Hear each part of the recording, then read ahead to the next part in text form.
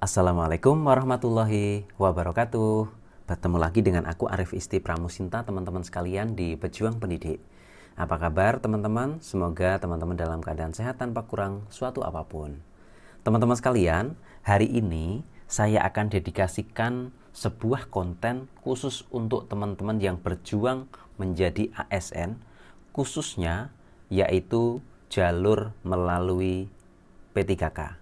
Pegawai pemerintah dengan perjanjian kerja. Kenapa ini penting sekali untuk saya ulas? Karena banyak sekali di antara teman-teman yang di situ masih bertanya terkait dengan P3K, apa tesnya, kemudian bagaimana hak dan kewajibannya, kemudian apalagi terkait dengan P3K. Dan teman-teman sekalian nanti juga akan saya ceritakan ternyata ada satu hal yang selama ini barangkali banyak di antara teman-teman sekalian para pejuang P3K itu yang belum mengetahui, belum membaca, belum di situ memahami kenapa tahun 2021 itu teman-teman perlu semangat untuk memperjuangkan teman-teman menjadi pegawai pemerintah dengan perjanjian kerja. Oke teman-teman sekalian, marilah kita sama-sama ikuti. Aparatur sipil negara yang diatur dalam Undang-Undang Nomor 5 Tahun 2014 tentang aparatur sipil negara itu terbagi menjadi dua teman-teman sekalian. Yang pertama PNS, pegawai negeri sipil, yang kedua adalah pegawai pemerintah dengan perjanjian kerja. Jadi ada dua teman-teman sekalian. Kalau Anda PNS maka Anda juga ASN, Anda P3K maka Anda juga ASN. Kemudian teman-teman sekalian, apa itu P3K? P3K adalah warga negara Indonesia yang memenuhi syarat tertentu yang diangkat berdasarkan perjanjian kerja untuk jangka waktu tertentu dalam waktu melaksanakan tugas pemerintahan. Ini diatur di Pasal 1 Ayat 4 Peraturan Pemerintah Republik Indonesia Nomor 49 Tahun 2018 tentang manajemen pegawai pemerintah dengan perjanjian kerja. Teman-teman sekalian, saya bilang, saya ajak, ayo bersiaplah menjadi P3K. Kenapa? Ini yang saya bilang tadi teman-teman sekalian.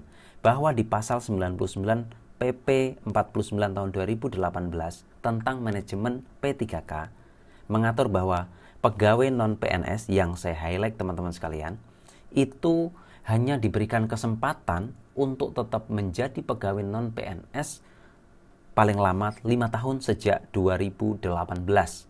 Inilah desain P3K yang diatur dalam PP 49 2018 yang teman-teman saya bilang kalau teman-teman masih leha-leha, ya ampun teman-teman, merugi teman-teman. Kenapa? 2018, 22 November 2018 diundangkan PP 49 tahun 2018 tentang manajemen P3K.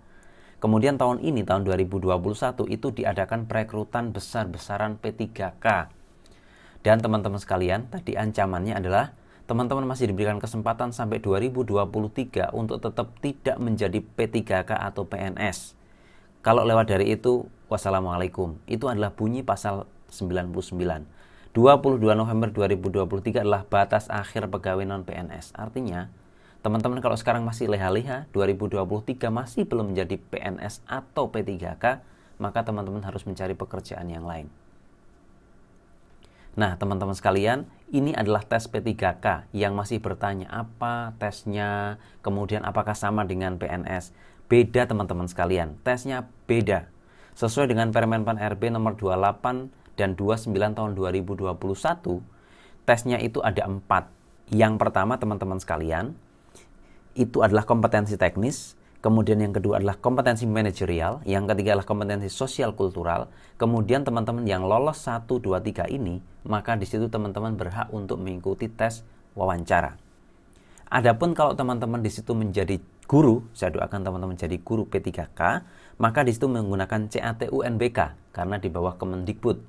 Kemudian teman-teman yang di situ bukan non guru atau jabatan fungsional, artinya teman-teman di jabatan fungsional, maka teman-teman menggunakan CAT BKN. Di mana khusus untuk instansi pusat, pelaksanaan wawancara dapat digantikan dengan tatap muka. Kalau di situ teman-teman lolos, maka teman-teman berhak menjadi P3K. Nah, adapun hak yang selama ini teman-teman khawatirkan adalah teman-teman tidak mempunyai hak pensiun. Benar begitu kan teman-teman sekalian? Saya akan sampaikan berikut ini teman-teman sekalian. Berdasarkan Peraturan Presiden nomor 98 tahun 2020 tentang gaji dan tunjangan P3K. Di pasal 2 disebutkan bahwa P3K itu diberikan gaji yang besarannya didasarkan golongan dan masa kerja golongan. Di pasal 4, teman-teman sekalian, di situ diberikan tunjangan sesuai dengan tunjangan pegawai negeri sipil pada instansi pemerintah tempat P3K bekerja. Teman-teman sekalian mendapatkan gaji dan mendapatkan tunjangan yang sama dengan yang didapatkan oleh PNS.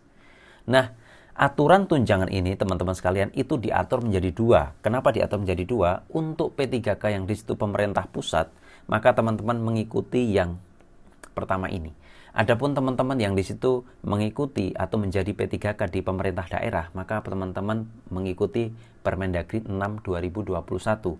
Kalau Permen-Q 2020 itu diundangkan pada bulan Desember 2020, di pasal 26 yang mau saya highlight adalah teman-teman akan mendapatkan gaji dan tunjangan PPPK di mana dikenakan pemotongan iuran jaminan hari tua. Disebutkan secara gamblang, teman-teman sekalian. Dan di pasal 19 Permendagri 6 2021, pembayaran gaji dan tunjangan yang diterima P3K setiap bulan dikenakan pemotongan iuran jaminan hari tua.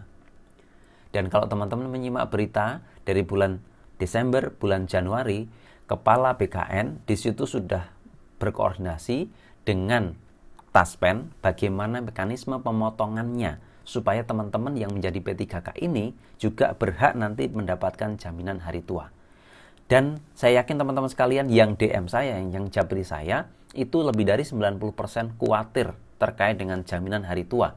Dan hari ini saya sudah sampaikan ke teman-teman sekalian, tidak usah khawatir. Yang perlu teman-teman khawatirkan adalah ketika teman-teman saat ini masih leha-leha, teman-teman masih tidur-tiduran, teman-teman menganggap ini biasa saja. Hei, bangun. Ayo, semangat mempersiapkan P3K. Oke, teman-teman sekalian, sekarang saya tanya, apakah teman-teman siap menjadi P3K? Saya bilang the time is now. Nggak bisa besok, nggak bisa lusa. Tapi sekarang teman-teman harus mulai semangat. Sekian dari saya. Assalamualaikum warahmatullahi wabarakatuh.